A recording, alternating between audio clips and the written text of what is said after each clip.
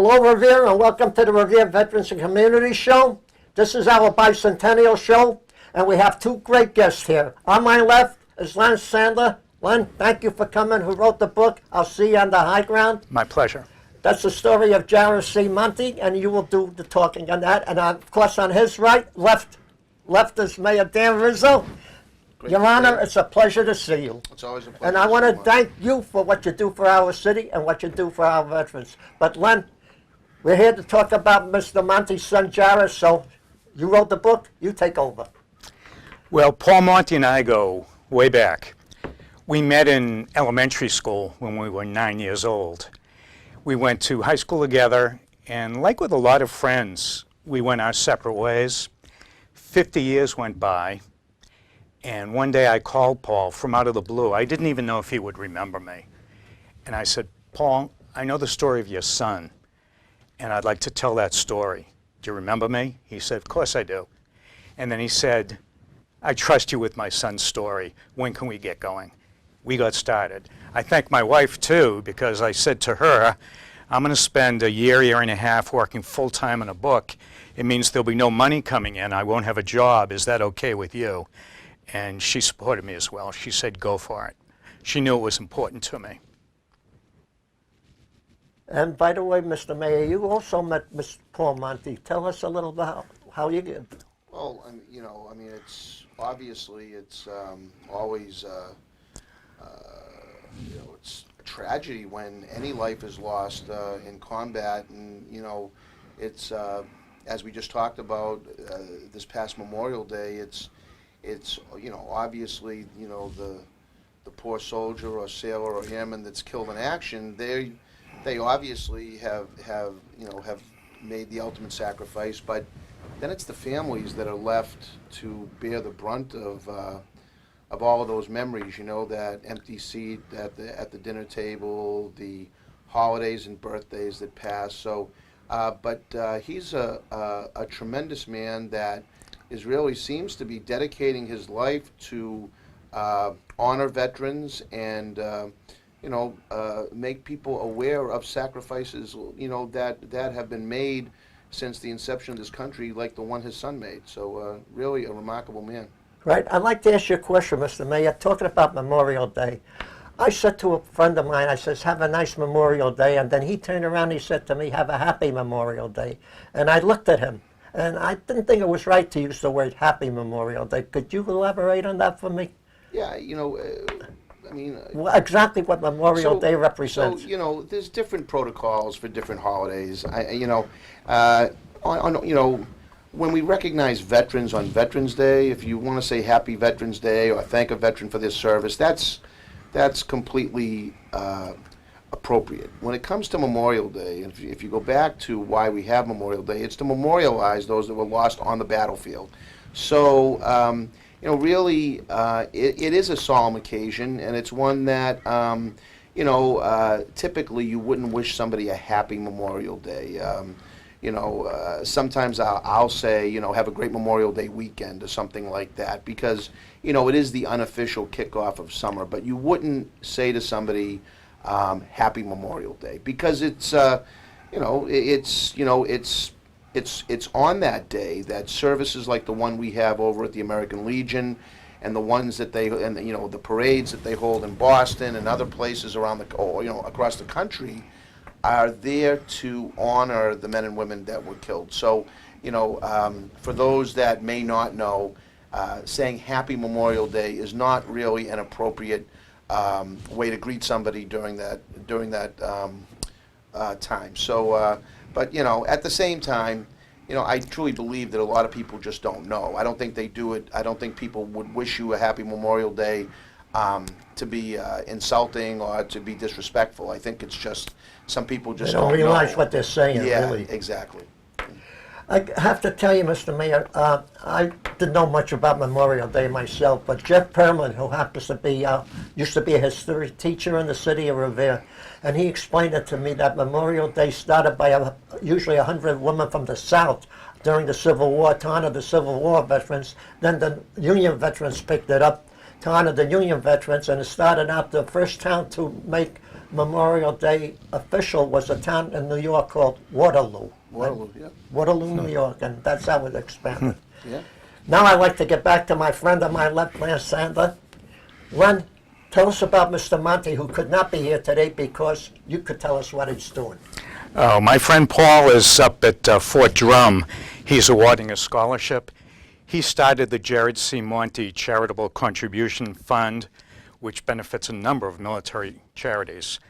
And I'm pleased to say that a portion of the proceeds from the book goes to that charitable fund, too. One of the charities is the Fort Drum Scholarship. What does it actually do up there, if I may ask you? When he goes to, will the soldiers, to help the families of soldiers up in Camp Drum? Paul is awarding the scholarship itself. It's to a high school student. Oh, okay. I So used it's a to work in college Watertown, scholarship. so I'm familiar with Camp Drum, not too far away. Very close to Canada. That's right, that's right. By the way, I forgot to do one thing, so I'm going to apologize to you gentlemen.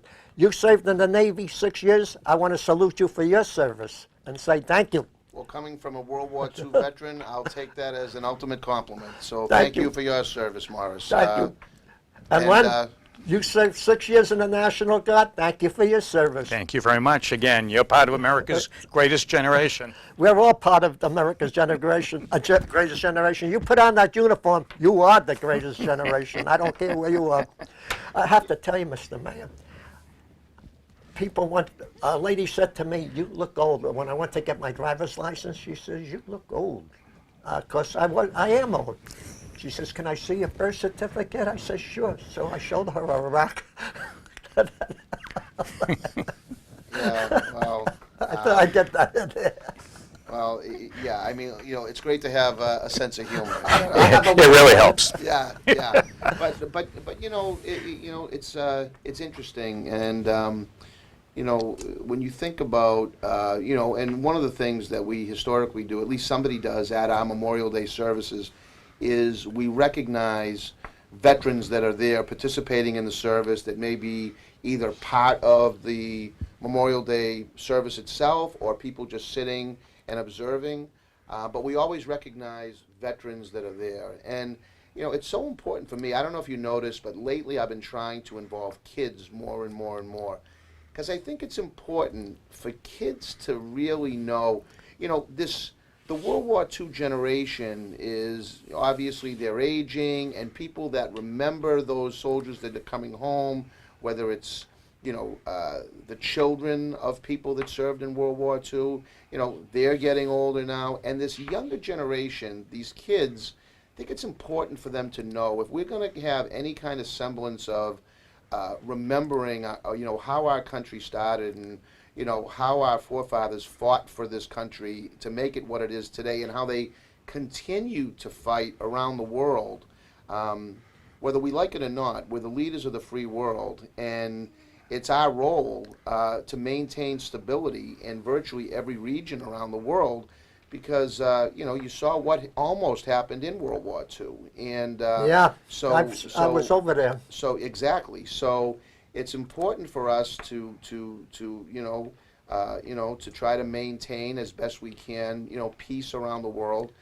Sometimes, many people might not see it that way, but really, any place that the United States ever went and fought, we did not stay and occupy. If anything, we went back and rebuilt them. That's right. So, I think it's important that young children and kids learn and understand that there are still sacrifices being made each and every day. As recently as this Iraq and Afghanistan war, and this tremendous book that was written about Jared Monti. I mean, the sacrifices that young people are making to fight for our country is just incredible, and it's so great that we have people like Len to be able to Give us a history of the war. put something together so that again, not only to memorialize this tremendous hero that fought under devastating circumstances, but so that people can really get a an understanding of what's going on and how people are fighting for this country each and every day. Right, I would like to say one thing on what you just said, Mayor, is I was overseas when Germany, a year after Germany surrendered, and it was devastated, buildings bombed, but we gave the Marshall Plan to help them rebuild the country. The same thing with Japan. And those two countries, which were our worst enemies during World War II, are now our best allies today. If you think of it, Germany is a great ally with Angela Merkel as the Prime Minister, and Japan is also a great ally, but they change their prime minister very often, so I don't know which one is today. Well, you're a better man than me because I don't know who their prime minister is. I'm trying to keep up who our local state and elected officials are here in Massachusetts. So. Okay, Len, I want to get back to you, if I may. You were at our senior center, and I want to thank you for coming down there to spend a morning with us. It's It was my great to pleasure. have you there. The seniors love you. He put his book on the line. How is the book doing? Oh, the book's doing very well.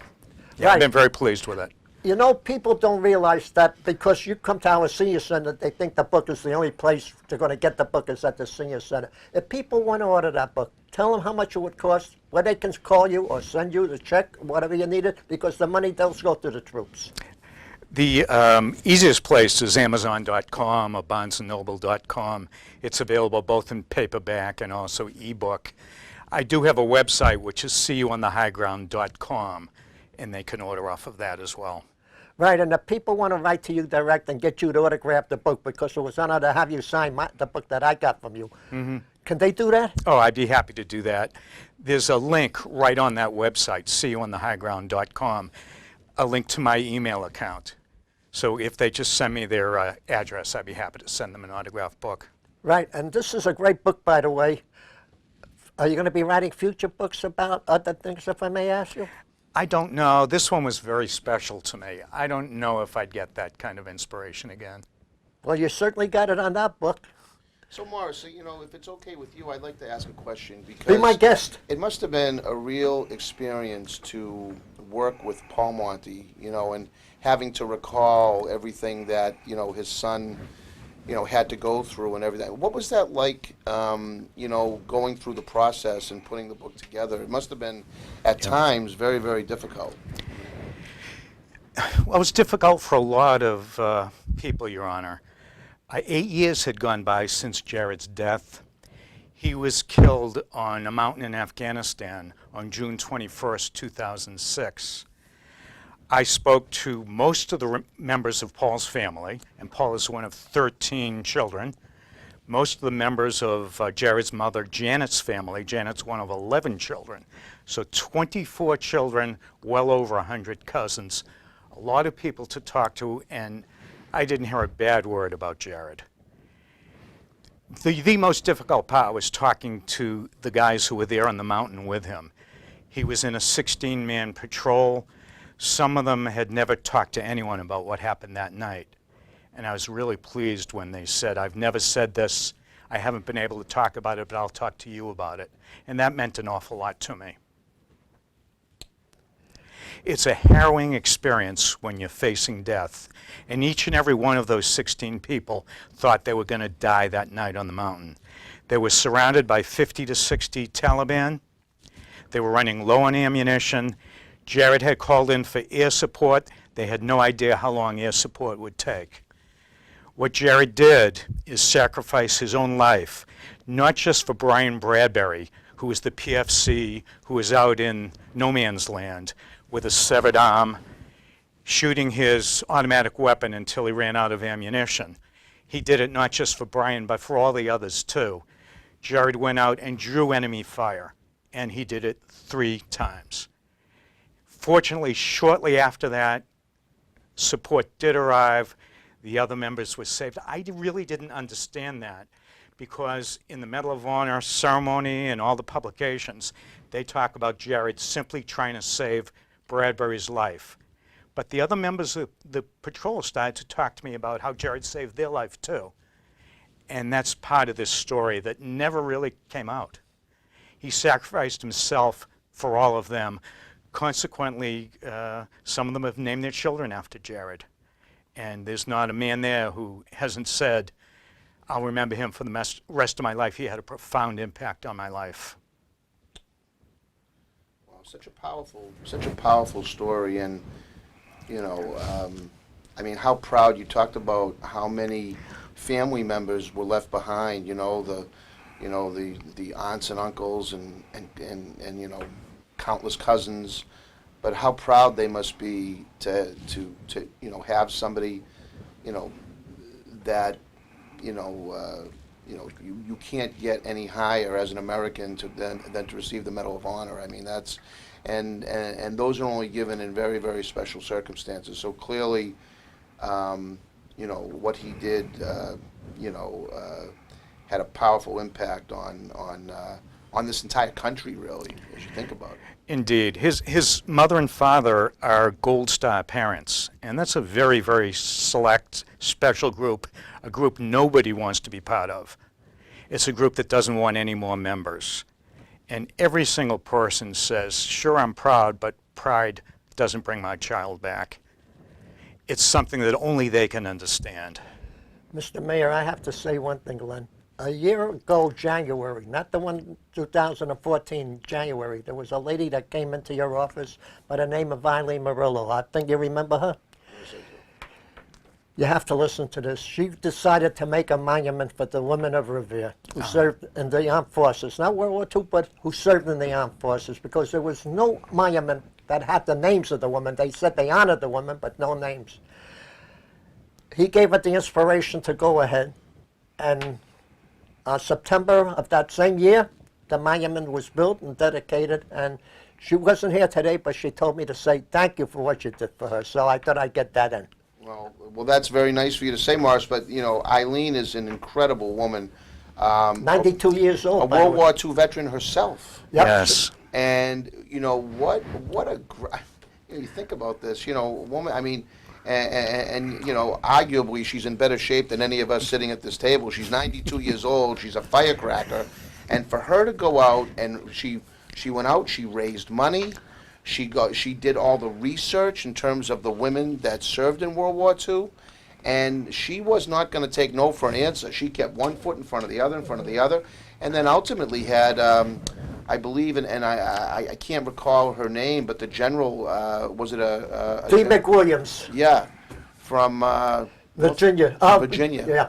From Virginia. She came down here twice, a major general. Oh. Yeah, and so that was really, really a very special ceremony, because I think oftentimes there's people that play a lot of support roles throughout our military, and people, I know we both served. All three of us here served. Right. You don't do it for you don't do it for recognition. I mean, you'd like to think you made some small difference in in the quality of life for people in this country. But it's good that when you think about World War II and Revere alone, as they were reading the World War II names, this is one war. I think there were 145 names. Right. I mean, imagine in one city, 145 people during, relatively short period 480,000, of time. something around there got killed in World War II. Right. But this was just Revere. Yeah, yep. I mean, imagine 145 families around this city getting that bad news, one day after the next, and what that meant. Len just talked about Jared's family, how there's the mother and father, and then all the aunts and uncles, and then all the cousins. So same thing applies. That's just one soldier. Can you imagine 145 families like that, and how Mr. devastating Mayor, that must have I'd been? like to say, when I was a kid, I watched a picture on World War II, and when you happened to mention about Gold Star mothers and one or two, remember the Sullivan brothers? Yeah. Sure. 5 of them on one ship, Yeah. all got killed. Yep. Yeah. Len, Mr. Monti could not be here today, but thanks to him, we can put flags on at Bourne National Cemetery, Mass National Cemetery in Bourne, Veterans Day and Memorial Day. Right. Tell us a story about that. What happened because of him? In 2011, Paul went to decorate his son's grave, and he was stopped by cemetery officials.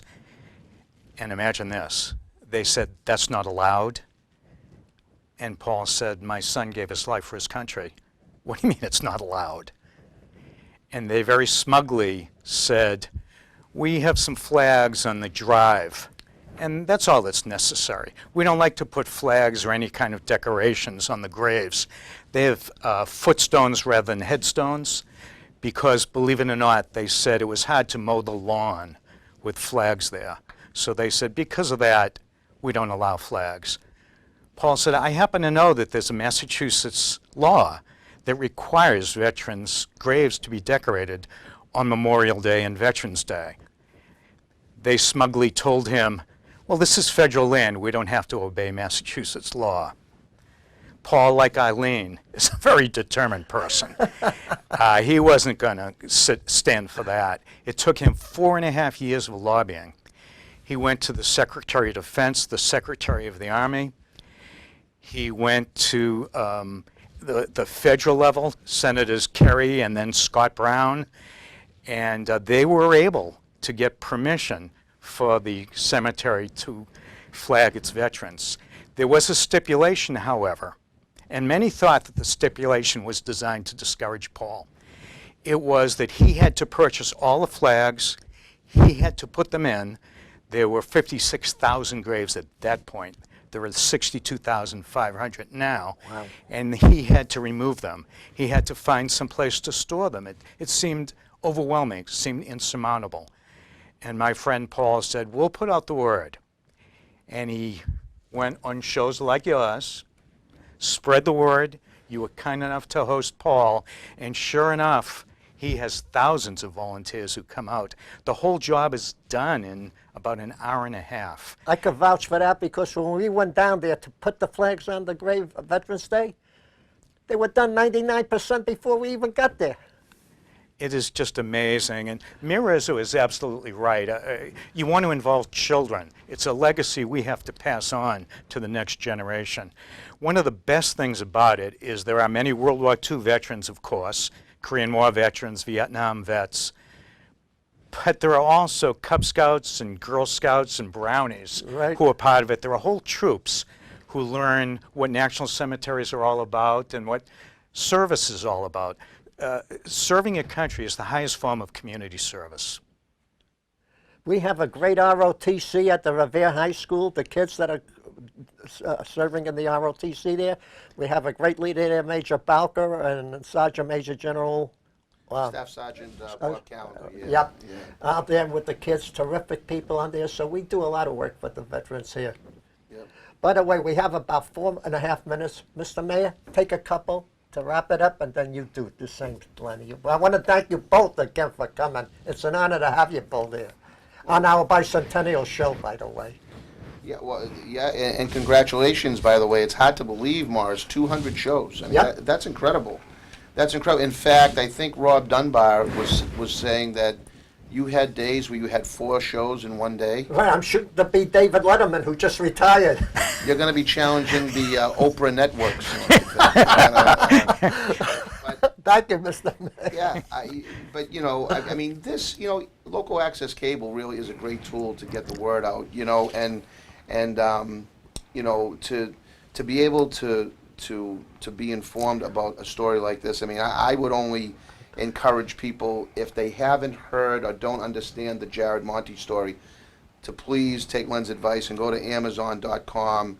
And I'm sorry, the website again. SeeYouOnTheHighGround.com. SeeYouOnTheHighGround.com to really get a copy of this book and you know, and you know, really, you know, if you want to inspire children, as we talked about, and let children, you know, understand, you know, here's a story that you can pick up and learn about and be able to relay that story to kids and to perpetuate, you know, all of the service that men and women have done for this country, again, since its inception. And you know, because it's important that we carry on these traditions. You don't want to see the dwindling crowds at Veterans Day and Memorial Day services.